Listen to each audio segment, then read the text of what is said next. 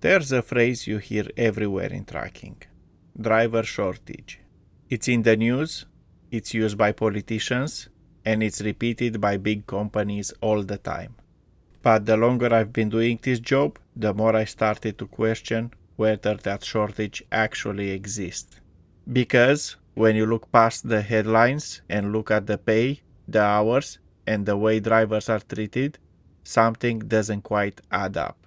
So, in this video, I want to explain what the driver shortage really looks like from inside the cab, and why it feels very different from what we're being told. Is there really a driver shortage? I just want to talk honestly about this question. Not to attack companies, not to discourage new drivers, and definitely not to pretend I have some absolute truth. I just want to explain how it looks from inside the cab, based on what I've seen, what I've lived, and what you only really notice once you are in this industry. There's something else worth saying before we go deeper into this. I'm not sitting in an office making charts about the industry. I'm not reading reports or repeating what someone else wrote. I'm just a driver, turning up for work, loading, unloading, waiting in yards, sitting in traffic, reversing into places that were never designed for trucks. So everything I'm saying here comes from that everyday reality. And maybe your experience will be different. Maybe you'll disagree with parts of this. And that's fine. But at least this gives you one honest perspective from inside the job, not outside of it. In my experience, when an industry generally has a shortage, one thing always happens sooner or later. Wages go up. Not talk, not campaigns, not recruitment slogans, real money. Because when companies truly can't find people, they don't convince them with words. They convince them with pay. They raise rates, improve conditions, and make the job attractive enough that people don't need persuading. And that's where, for me at least, the whole driver shortage story starts to feel a bit shaky. If there really was a structural shortage of drivers, we would have seen wages rise clearly and consistently over the last few years. Instead, what we've often seen is minimum wage going up, while large parts of the industry quietly drifts closer and closer to it, especially for new drivers. And that detail matters. A lot of people hear what truck drivers earn and think it sounds good, and sometimes, on paper, it does.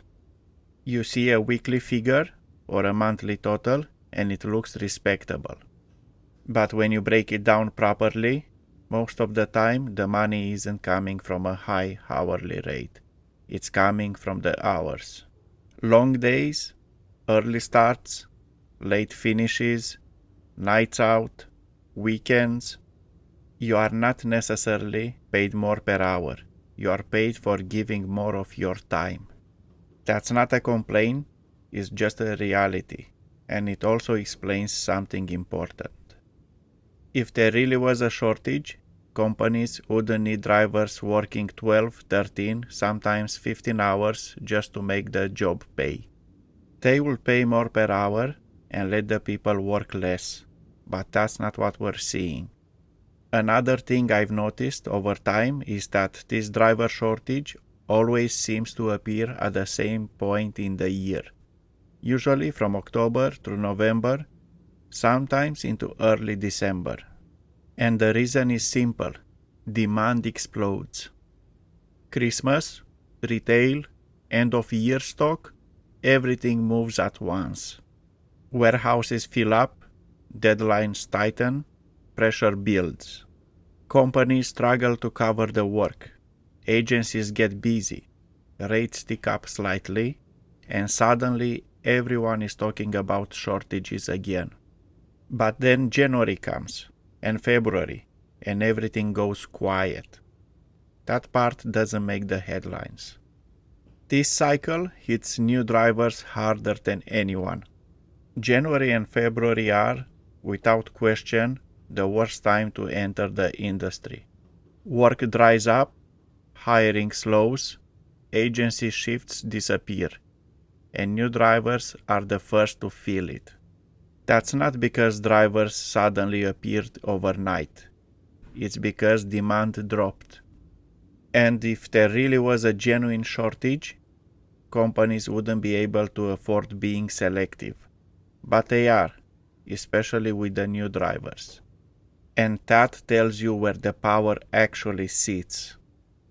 A few years ago, we saw government-backed programs paying for people to get their licenses, and rules changing so you could go straight to Class 1.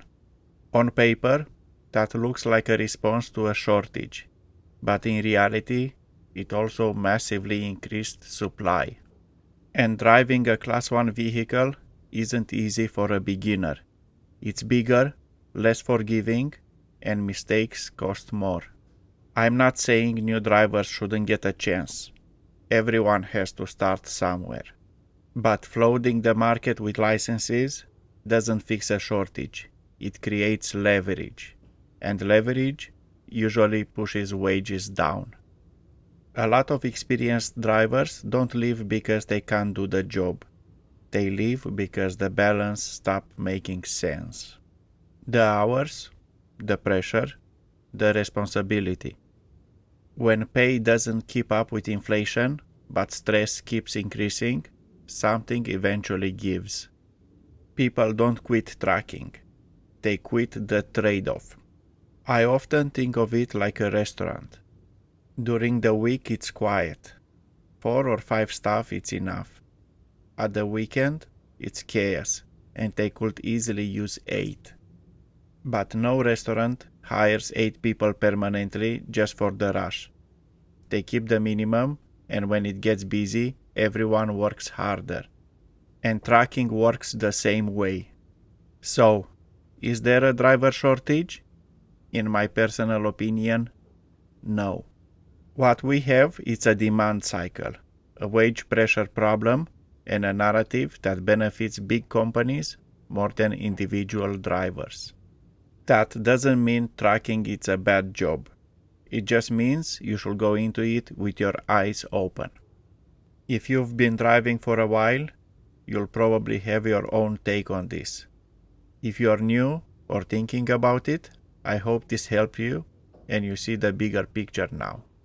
Either way, I'm genuinely curious how it looks from your side. If you enjoyed these videos and you want to follow the journey, you're welcome to subscribe. And if you ever feel like supporting the channel a bit more, there's a small membership option available. No pressure at all. I'm just glad you're here.